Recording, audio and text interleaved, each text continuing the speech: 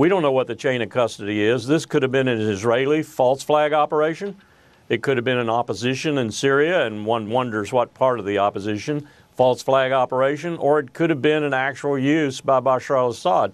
But we certainly don't know with the evidence we've been given, and what I'm hearing from the intelligence community is that that evidence is really flaky. Saddam Hussein and his regime have made no effort to disarm as required by the international community.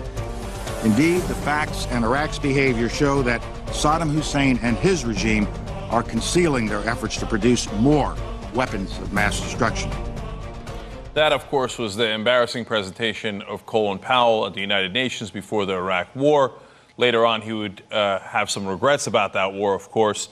And now we're faced with another situation where we might have to go to war in the Middle East again. That's partly because President Obama had drawn a red line on Syria using chemical weapons, and then it appeared they used chemical weapons. Now, when asked about that red line, President Obama said this. What we now have is evidence that chemical weapons have been used inside of Syria, but we don't know how they were used, when they were used, who used them. We don't have a chain of custody that establishes what exactly happened. And when I am making decisions about America's national security and the potential for taking additional action in response to chemical weapon use, I've got to make sure I've got the facts. So should we go to war in Syria or should we not? Well, let me bring in an incredible expert, Colonel Wilkerson. He was the former chief of staff for Colin Powell during the Bush administration. He served 31 years in the U.S. Army, and now he's a professional lecturer in the honors program at George Washington University. Great to have you with us, Colonel Wilkerson. Good to be here. So first on the issue of Syria, it is an awfully difficult one. We did draw a red line. It seems that they have crossed it. On the other hand, it doesn't seem like the country's got an appetite for another war in the Middle East. What do you make of it, and how would you handle it, or how would you advise if you were still part of the administration? I think the president's statement, which you just played, was very circumspect, very prudent. We don't know what the chain of custody is. This could have been an Israeli false flag operation. It could have been an opposition in Syria, and one wonders what part of the opposition, false flag operation, or it could have been an actual use by Bashar al-Assad. But we certainly don't know with the evidence we've been given, and what I'm hearing from the intelligence community is that that evidence is really flaky.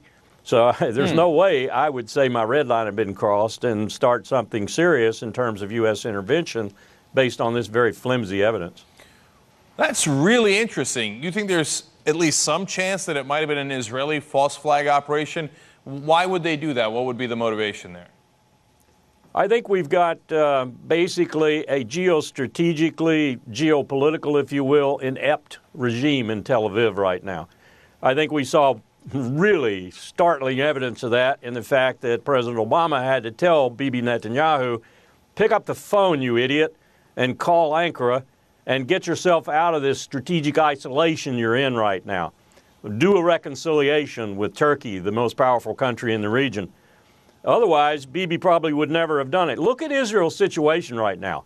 It is as dangerous as it's been since 1948. You've got Lebanon growing increasingly unstable with Nasrallah and Hezbollah having more and more political power. You've got Syria involved in a brutal civil war. You've got Iraq in Iran's back pocket with Nouri al-Maliki, the Sunnis realizing that and restarting the civil war. You've got Saudi Arabia funding the Sunnis in Iraq. You've got Jordan, whose king has publicly said he wished he weren't the king. You've got Egypt in an untenable position, no longer the security that Israel needed on that flank. So Israel's in very, very dangerous situation right now. The president's got to be very circumspect about what he does in exacerbating that situation. Netanyahu is clueless as to this. I hope President Obama gave him a lecture in geostrategic realities. So if you were in Netanyahu's position and you think Israel's situation is precarious, what would you do, especially in regards to Syria and Iran, which appear to be significant issues, obviously, in that region? The first thing I'd do is stop things that are actions, policies that are creating this pariah status for Israel and this isolated status. first step he took was a good one, to seek rapprochement with Ankara and to reaffirm the relationship between Turkey and Israel. The second thing I would do is, I don't care if you're serious about it or not, you've got to put some prima facie evidence out there that you are. I'd resume serious efforts to get going with the Israeli-Palestinian dialogue over Jerusalem, over borders, over return of refugees, all the things that we've talked about for the past 30 years in the Middle East peace process. I would at least be smart enough to let somebody know that there was something about Israel other than expansionist settlement activity. I understand he's got a problem with his constituencies, because 1 out of every 5 Israelis is now a settler. But that's what politics is all about. That's what leadership is all about. Netanyahu needs to exercise some. Final question on Syria for you, Colonel. If you're in President Obama's shoes, is there any condition under which you would use the Air Force in Syria? I assume you wouldn't commit ground troops, but using the Air Force, would that be a possibility? Under what circumstance for you? I understand you're probably referring to a no-fly zone, Yep. And I don't see that as being tenable. If you look at the geography, you look at the way you would have to establish it from sea and air, you look at the airfields available, you look at what you'd have to fly against potentially, particularly with the Russians having the potential to sell the latest air defense weapons to Syria, which heretofore I think they've refrained from doing. You look at the possibility of other parties becoming involved in this conflict. I think that's a step I wouldn't take right now. The war is brutal, and there have been many deaths. I think the best we can do is to continue to back efforts to bring about a ceasefire, to bring about a settlement. And I think Assad's sticking around a lot longer than anyone predicted. Incidentally, I predicted he would.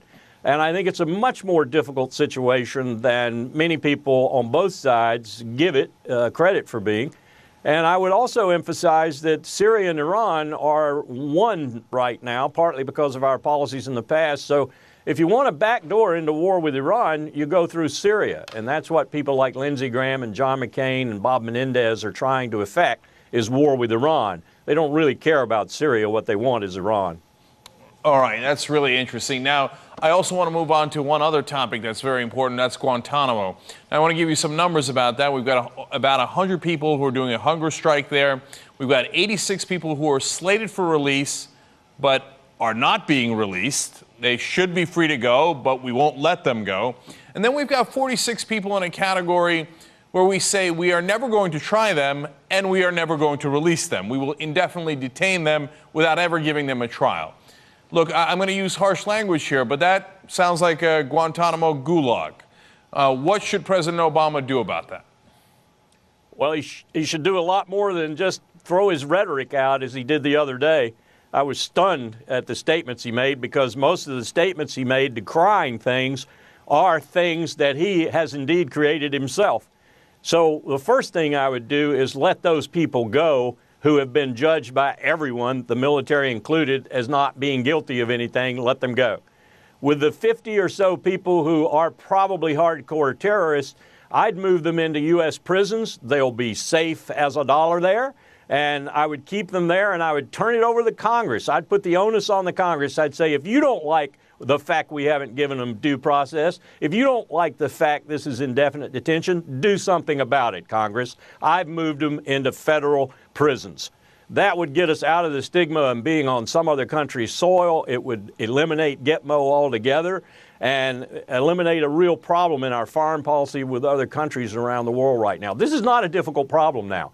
This is a problem that could be solved. It could be solved by the president. So I don't get the fact that he's out decrying the Congress and other issues when, in fact, he can settle this issue himself.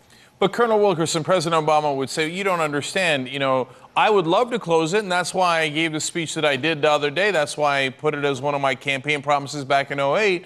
But the Republicans are demagoguing on it, and they're scaring people. So the politics of it are too hard. How would you respond to that? I'd simply tell them we've got, as I understand it, over 300 terrorists, some of them really bad guys, in federal prison right now. None of them have escaped. None of them have caused the system any problem. So a few more is not going to hurt.